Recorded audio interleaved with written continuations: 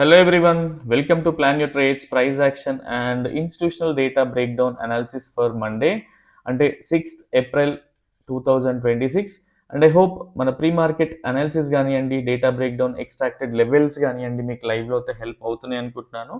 And so ఎవరైతే at least Telegram follow అవుతున్నారో రెగ్యులర్గా అట్లీస్ట్ టెలిగ్రామ్ని చూడడానికి ట్రై చేయండి. సో దట్ మీకు ఎక్కడో చోట ఏదో ఒక హెల్ప్ అయితే జరుగుతూ ఉంటుంది. And at the same time as usual రెగ్యులర్గా మనం ప్రీ మార్కెట్ అనాలిసిస్ కంటే ముందు previous session post market analysis అయితే చూస్తాం. సో బిఫోర్ దట్ ఈరోజు ఒకసారి ఇండియన్ విక్స్ గురించి కూడా మీకు ఎక్స్ప్లెయిన్ చేస్తాం. పర్సనల్గా అయితే ఇండియన్ విక్స్ మేమైతే ఫాలో అవ్వము, బట్ మెయిన్ థింగ్ ఎప్పుడైతే డేటా స్విచ్ అవుతూ ఉంటుంది అండ్ కాన్ఫ్లుయెన్స్ జోన్ దగ్గర ఉంటే ట్రేడింగ్ అవాయిడ్ చేయడానికి ట్రై చేస్తాం. అండ్ మీకు కూడా ఈ మధ్య most of the times avoidable scenarios ఎక్కువ చెప్తా ఉన్నా అండ్ అవాయిడ్ చేయండి అని చెప్తా ఉంటా. ఎందుకు అంటే ఈ ఇండియన్ విక్స్తో ఎలా క్యాలిక్యులేట్ చేయాలో ఒకసారి క్లియర్గా చెప్తా, సో దట్ మీకు కూడా క్విక్గా అర్థమయ్యే ఛాన్సెస్ ఉంటుంది. ఆల్రెడీ మీకు తెలిస్తే బోర్ అనిపించవచ్చు. సో డైరెక్ట్ ప్రీ మార్కెట్ కానీ పోస్ట్ మార్కెట్ కానీ మీకు ఎక్కడ కంఫర్ట్ ఉంటే ఆ వీడియో అయితే చూడండి. సో బేసిక్గా first of all Indian VIX ఏంటి అంటే, సో ఇది కంప్లీట్గా సైకాలజీ ఆఫ్ ట్రేడర్స్ లాగా కూడా ట్రీట్ చేయొచ్చు. బికాజ్ అంటే మల్టిపుల్ థింగ్స్ని కంబైన్ చేసి ఈ ఇండియన్ విక్స్ అనేవి ఫామ్ అవుతూ ఉంటాయి. సో ఫస్ట్ థింగ్ రెగ్యులర్గా ఒక క్లియర్గా అర్థం చేసుకోగలిగితే, ఎప్పుడైతే ఇండియన్ విక్స్ ఎప్పుడైతే ఫామ్ అవుతూ ఉంటుందో ఇది 10 to 12 బిలో ఉండడానికి ట్రై చేస్తూ ఉంటే మార్కెట్లో ఏంటి అంటే అన్సర్టనిటీ తక్కువ ఉంటున్నట్టు. అండ్ సేమ్ వే సైకాలజికల్గా అండ్ ఈవెన్ ఆప్షన్ బయింగ్కి బేసిక్గా ఏంటి అంటే, so what we call safer side types అనమాట. సో ఎప్పుడైతే 12 బిలో అట్లీస్ట్ ఒక వాట్ వి కాల్ ఒక క్యాప్ పెట్టుకుంటే నంబర్ పైన, సో 12 బిలో ఎప్పుడున్నా కూడా ఆప్షన్ బయింగ్ అనేది చేయొచ్చు. అండ్ నెక్స్ట్ థింగ్ ఈజ్ ఎప్పుడైతే 12 క్రాస్ అయి పైకి వెళ్తూ ఉంటుందో ఈవెన్ 15లో కూడా ఆప్షన్ బయింగ్ చేయొచ్చు అంటే చేయొచ్చు. బట్ ఓన్లీ థింగ్ ఈజ్ డైరెక్షన్ని ఫైండ్ అవుట్ చేసి క్విక్గా ప్రాఫిట్స్ బుక్ చేసుకోవాల్సి వస్తూ ఉంటుంది.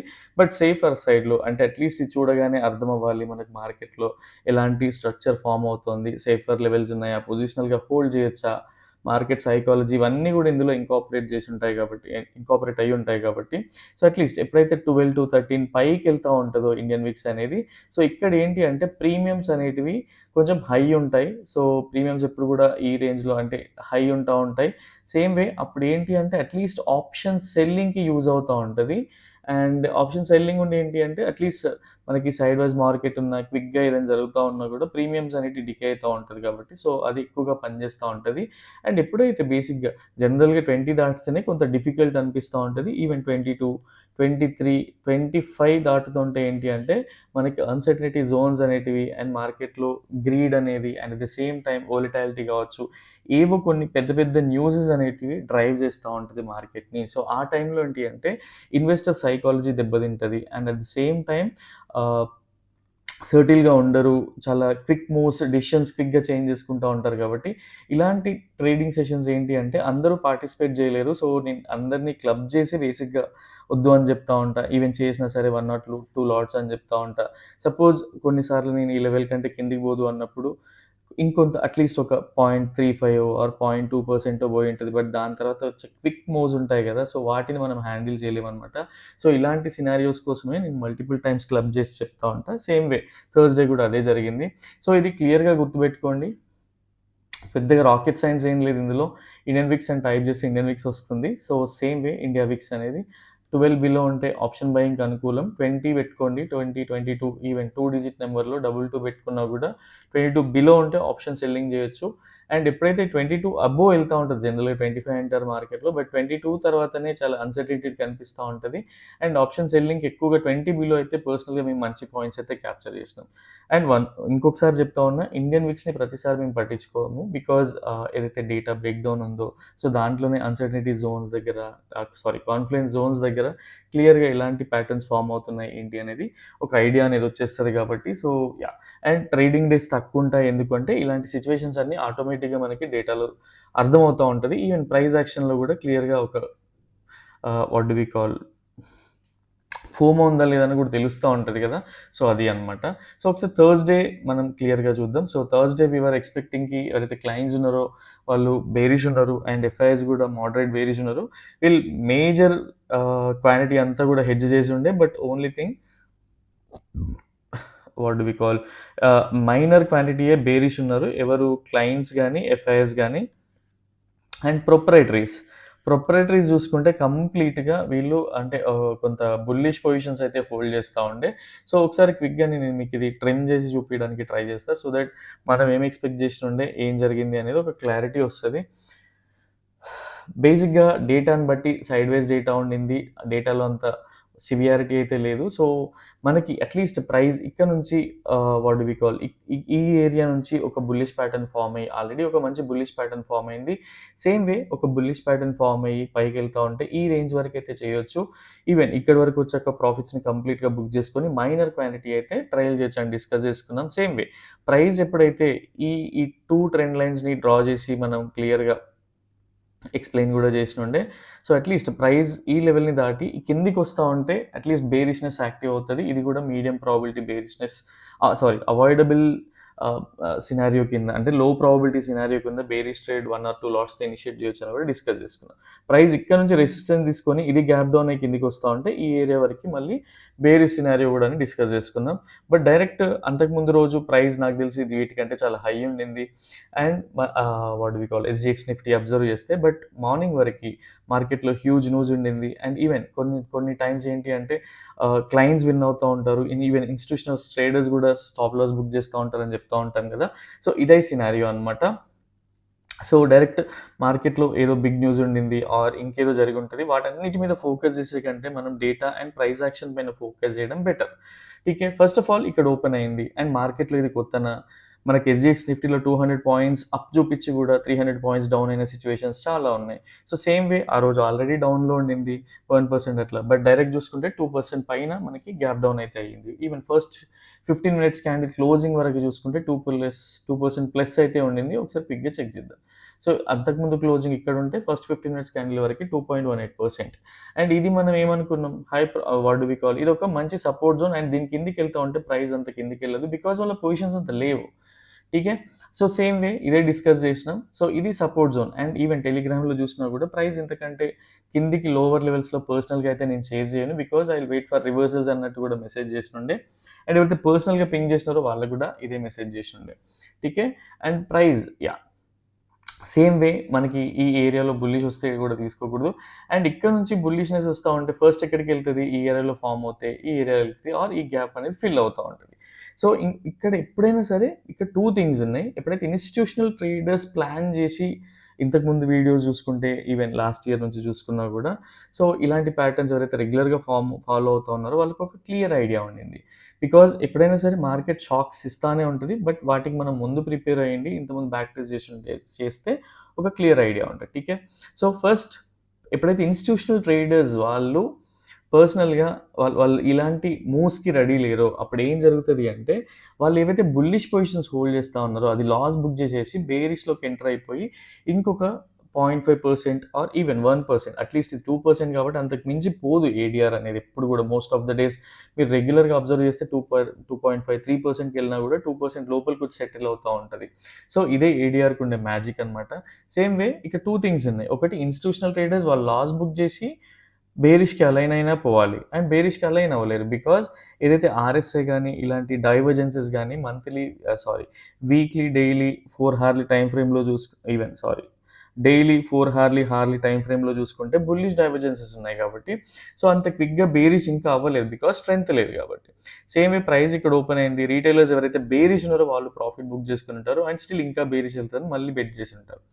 దాని తర్వాత పొజిషన్స్ అనేవి యూ వోంట్ బిలీవ్ చాలా డ్రాస్టిక్‌గా చేంజ్ అయిపోయినాయి. ఎప్పుడైనా సరే మోస్ట్ ఆఫ్ ద మెంబర్స్ ఎవరైతే ఇది ఫ్లాగ్ అండ్ పోల్‌లా వర్క్ అవుతుందా? సిగ్నల్ వచ్చింది తీసుకోవచ్చు అన్న వాళ్ళకైతే మెసేజ్ చేసినుండే. క్లియర్‌గా చూడండి. ఇది ఫ్లాగ్ అండ్ పోల్ లాంటి స్ట్రక్చర్ లానే కనిపిస్తా ఉంటది. బట్ మనకేంటి ఏడీఆర్ చెప్తానే ఉంది. రెగ్యులర్‌గా ఏడీఆర్ ఫాలో అవుతా ఉంటాం. సో, పర్సనల్‌గా అట్‌లీస్ట్ మీ పింగ్ చేసిన వాళ్ళకి, టెలిగ్రామ్‌లో ఉన్న వాళ్ళకి కొంత బెనిఫిట్ అయింది. బికాజ్ అట్‌లీస్ట్ లోవర్ లెవెల్స్‌లో ఎవరు ఎళ్ళలేదు. అండ్ మళ్ళీ బేరిష్ ఎక్కడ చేయాలి? అట్‌లీస్ట్ ఈ లెవెల్‌కి వచ్చాక బేరిష్ చేయొచ్చు. బేరిష్ కూడా అవ్వలేదు. బికాజ్ వాళ్ళు బుల్లిష్ పొజిషన్స్ హోల్డ్ చేస్తా ఉన్నారు.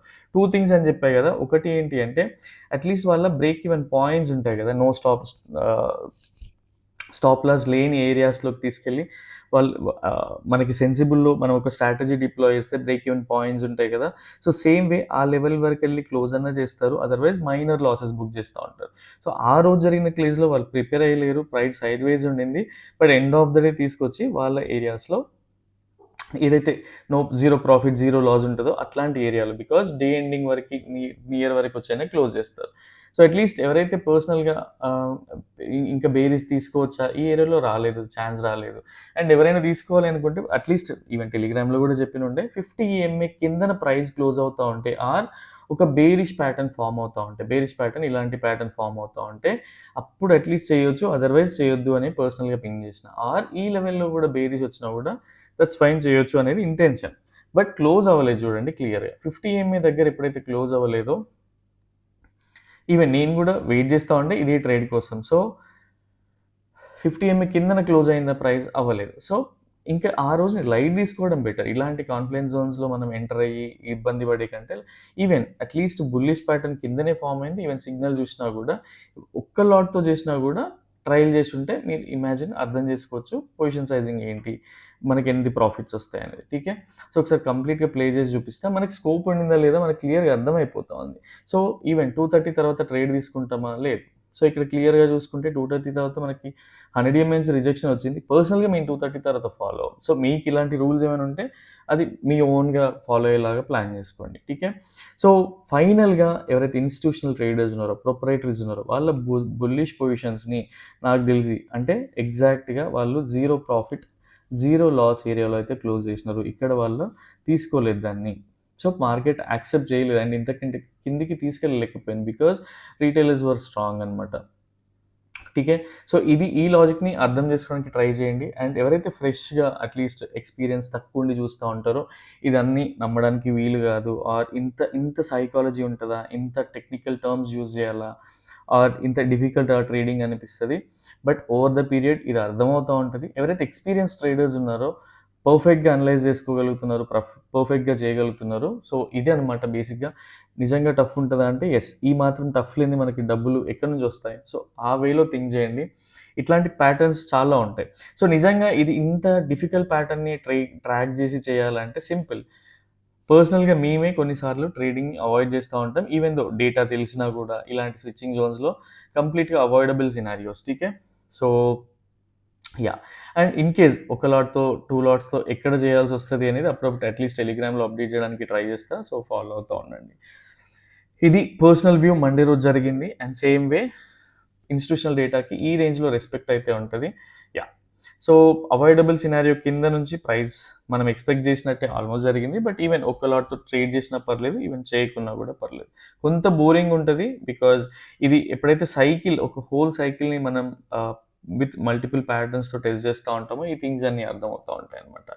ఎప్పుడైనా సరే స్ట్రెయిన్ తీసుకోవద్దు. మన డైరెక్షన్‌లో వచ్చిందా చేయాలి. అదర్‌వైజ్ చేయకూడదు. బికాజ్ ఈవెన్ ఇండియన్ విక్స్‌తో కూడా కంపేర్ చేసినా కూడా చూడండి. సో, అట్‌లీస్ట్ నేను ఇండియన్ విక్స్ ఇందాక చెప్పడం మర్చిపోయాను. ఎప్పుడైనా సరే ఇప్పుడు ఇండియన్ విక్స్ చూసాం మనము 23, 24 ఉంది. అండ్ మీకంటూ పర్సనల్‌గా ఒక సెటప్ ఉంటది కదా! ఒక ట్రేడింగ్ సెటప్ ఉంటది కదా! ఆ ట్రేడింగ్ సెటప్‌లో మీ ఇప్పుడు ఓన్లీ ఇండియన్ విక్స్‌ని చూసి భయపడి చేయాల్సిన పని లేదు. మీకుండే పర్సనల్‌గా ఒక సెటప్ ఉంటది కదా! ఆ సెటప్‌ని కంబైన్ చేసి చూడండి. ఆ సెటప్‌లో మీకు ఇండియన్ విక్స్ ఈ రేంజ్‌లో ఈ 25 ప్లస్ ఉన్నా కూడా ప్రాఫిట్స్ ఇచ్చింది అంటే సింపుల్‌గా మీరు ట్రేడ్ చేసుకోవచ్చు. మీ సెటప్ ప్రకారం. అదర్‌వైజ్ వేరే వాళ్ళ పైన డిపెండ్ అవుతున్నారంటే సింపుల్‌గా అవాయిడ్ చేయడం బెటర్. ఠీకే. యాహ్! సో, మండే రోజు కోసం పొజిషన్స్ ఎలా ఉన్నాయి? ఏంటి అంటే మీకు ఒకసారి క్లియర్‌గా ఎక్స్‌ప్లెయిన్ చేయడానికి ట్రై చేస్తా. యాక్చువల్‌గా మండే రోజుకి ఎవరైతే క్లయింట్స్ ఉన్నారో యాక్చువల్‌గా వీళ్ళు పొజిషనల్‌గా బుల్లిష్ ఉన్నారు. బట్ యూ వోంట్ బిలీవ్ వాళ్ళ పొజిషన్స్ అన్నీ కూడా హ్యూజ్ స్ట్రాంగ్ బేరిష్. స్ట్రాంగ్ బేరిష్‌లోకి షిఫ్ట్ అయిపోయినారు వీళ్ళు ఆ రోజు. అంటే నాకు తెలిసి కంప్లీట్‌గా ఈ ఏరియాలో కంప్లీట్‌గా వచ్చేసినారు. బాటమ్ సైడ్ పొజిషన్స్ అన్నీ హోల్డ్ చేస్తా ఉన్నారు. ప్రైస్ మాత్రం టైమ్ ఇవ్వకుండా ప్రైస్ అనేది పైకొచ్చేసింది. ఠీకే. సో, ఇది జరిగింది. అండ్ చాలా స్ట్రాంగ్ పొజిషన్స్ హోల్డ్ చేస్తా ఉన్నారు. లెట్స్ సీ ఇంకా వీళ్ళు ఇన్‌స్టిట్యూషనల్ ట్రేడర్స్ ఏం చేస్తున్నారో కూడా చెక్ చేద్దాం. సో, ఎవరైతే ఎఫ్ఐఐస్ ఉన్నారో ఎఫ్ఐఎస్ బేసిక్‌గా వాళ్ళ పొజిషన్స్‌లో బ్లఫ్ చేస్తా ఉంటారు. సో, వీళ్ళు కనపడడానికి పొజిషనల్‌గా బేరిష్‌గా కనిపిస్తున్నారు. కానీ మండే కోసం వీళ్ళు నిజంగా చెప్పాలి అంటే అట్‌లీస్ట్ ఒక మోడరేట్ బుల్లిష్ పొజిషన్స్ అయితే హోల్డ్ చేస్తా ఉన్నారు. సో, వీళ్ళు స్ట్రాంగ్ బుల్లిష్ కాకుండా మోడరేట్ బుల్లిష్ పొజిషన్స్ హోల్డ్ చేస్తా ఉంటారు. అండ్ వీళ్ళని మనం ఈజీగా ట్రాక్ చేయాలి. ఈళ్ళది కరెక్టేనా అనుకుంటే యెస్. ఎప్పుడైతే ప్రొప్రైటరీస్‌ని ట్రాక్ చేస్తా ఉంటామో వీళ్ళు పొజిషనల్‌గా బుల్లిషే ఉన్నారు. అండ్ అంటే మనకు కనిపించే పొజిషన్స్ వైపయితే బుల్లిష్‌గా కనిపిస్తా ఉంది. రేపు మండే కోసం వాళ్ళ ఇంట్రాడే పొజిషన్స్ మాత్రం స్ట్రాంగ్ బుల్లిష్ ఉన్నాయి. ఠీకే. సో, టీఐఎస్ మనం కన్సిడర్ కూడా చేయం. సో ఇక్కడ నుంచి కీ టేక్ అవేస్ ఏంటి అంటే ప్రైస్ మనం ఇండియన్ విక్స్తో కంబైన్ చూస్తే 25+ ఉంది. అండ్ సేమ్ వే మనకి ఇన్స్టిట్యూషనల్ ట్రేడర్స్ ఎవరైతే ఉన్నారో వాళ్ళు స్ట్రాంగ్ బుల్లిష్ ఉన్నారు. అండ్ రీటైలర్స్ ఎవరైతే ఉన్నారో అంటే క్లయింట్స్ ఎవరైతే ఉన్నారో వాళ్ళు స్ట్రాంగ్ బేరిష్ ఉన్నారు. సో ఇది థర్స్డే రోజు జరిగిన పొజిషన్స్ అట్లానే క్యారీ ఫార్వర్డ్ చేస్తున్నారా, ఎగ్జిట్ అవ్వలేదు అనుకుంటే ఫస్ట్ ఆఫ్ ఆల్ మార్కెట్ని 30 minutes వదిలేస్తే మనకి ఒక క్లియర్ డైరెక్షన్ అనేది దొరుకుతుంది. అండ్ ఈవెన్ మన సెటప్ వర్క్ అవ్వట్లేదు అనుకున్నా ఆర్ ఇండియన్ విక్స్ హై ఉంది, మనకి ఇది రైట్ ఆపర్చునిటీ కాదు అనుకున్న ఒక 1 week ట్రేడింగ్ వదిలేయడం వల్ల పెద్ద లాసెస్ అనేటివి ఏమి ఉండవు. మన క్యాపిటల్ సేవ్ అవుతుంది first of all. TK Monday కోసం థింకింగ్ థాట్ ప్రాసెస్ ఏంటి అంటే ఫస్ట్ ఆఫ్ ఆల్ వాళ్ళ పొజిషన్స్ అన్నీ స్విచ్ అవ్వలేదు, ఫస్ట్ హాఫ్ అన్ అవర్లో ఉన్నాయి అనుకుందాం. ప్రైస్ ఎప్పుడైతే గ్యాప్ అప్ ఈ ఏరియాలో ఓపెన్ అయినా ఆర్ ఈ ఏరియాలో ఓపెన్ అయినా ఇక్కడ నుంచి ప్రైస్ ఎప్పుడైతే పై ఒక మంచి బుల్లిష్ ప్యాటర్న్ ఫామ్ అవుతూ పైకి వెళ్తా ఉంటే ఈ ఏరియా వరకు అయితే పర్సనల్గా ఒక మీడియం ప్రాబబిలిటీ బుల్లిష్ ట్రేడ్ అయితే కనిపిస్తూ ఉంది. టీకే సో ఇది పర్సనల్గా మేము ట్రేడ్ చేసేవే అండ్ మీ థాట్ ప్రాసెస్ కూడా సేమ్ మ్యాచ్ అవుతూ ఉంటే అడిషనల్ కన్వెక్షన్ కింద మమ్మల్ని మా థాట్ ఈ సైకాలజీని కన్సిడర్ చేయడానికి ట్రై చేయండి. అదర్వైజ్ మీకు ఏది రైట్ అనిపిస్తే అదే చేయండి. టీకే ఓన్లీ వ్యూ కోసం చూస్తున్నా కూడా పర్లేదు, ఎందుకంటే కన్ఫ్యూజ్ అవ్వకూడదు. మార్కెట్లో September, October, November, December, even జనవరి కూడా చాలా మంచి ప్రాఫిట్స్ ఇచ్చినాయి. సో ఫిబ్రవరి, మార్చ్ అనేది కొంచెం డిఫికల్ట్ ఉంది. అండ్ ఇందులో మనం చూసుకుంటా ఉంటే 8 to 10 ట్రేడింగ్ సెషన్స్ కంటే ఎక్కువ దొరకట్లేదు, బికాజ్ అవాయిడ్ చేయడం అనేది చాలా అవసరం. సో మళ్ళీ ఒకసారి ఎక్స్ప్లెయిన్ చేస్తే ప్రైస్ ఎక్కడైనా ఓపెన్ అయ్యండి, ఈ ఏరియాలో ఒక బుల్లిష్ ప్యాటర్న్ ఫామ్ అయ్యి ప్రైస్ పైకి వెళ్తా ఉంటే ఇది ఒక మీడియం ప్రాబబిలిటీ బుల్లిష్ ట్రేడ్.